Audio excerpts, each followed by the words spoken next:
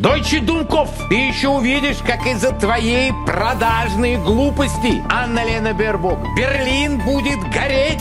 Надо как-то сделать так, чтобы американские солдаты начали гибнуть. Да мы сотрем в порошок Варшаву и Вильнюс. Почему мы признаем Францию в ее границах?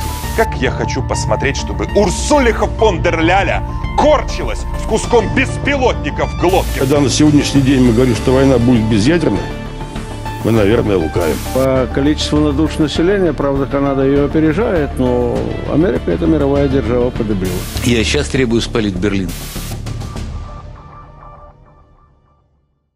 The Kremlin's propaganda machine has been a relentless force, driving its aggressive and imperialistic agenda.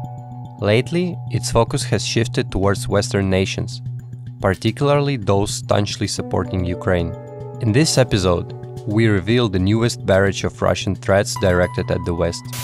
Let's begin with Russian journalist Igor Korotchenko, who paints Great Britain as the embodiment of global evil.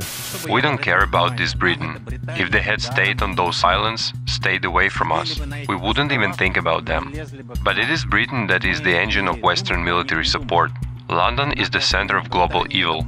It is there that the Anglo-Saxons, with their favorite tactics of divide and rule today, are trying to inflict a strategic defeat on Russia using the hands of Ukraine. Nothing has changed over the last 500 years. Let me remind you that it was at the time of Ivan the Terrible that London officially recognized Russia as its strategic, military and political adversary, and now they're intimidating their own citizens with nuclear war. Note, we're not threatening them. They are provoking Ukraine and escalating, providing modern weapons. They are. It is Sunak and his cabinet who are the warmongers of the Third World War. This is nothing more than an angry rant in response to the West's continual military assistance, which Ukraine utilizes to strike strategic blows against the Russian army. And here is a prominent Russian propagandist Olga Skopeyeva, urging to create a direct threat to the United States. The only way to stop the madness is to create threats directly to the United States. Because the disappearance of Germany, we are not talking about it, or let's say Paris, or let's say Britain, will not stop the Americans either. The only chance is to create a threat to the statehood of Washington itself, as they are now trying to create a threat to the existence of the Russian Federation. So we are one step away from giving our clear response not to Ukraine, but to the United States.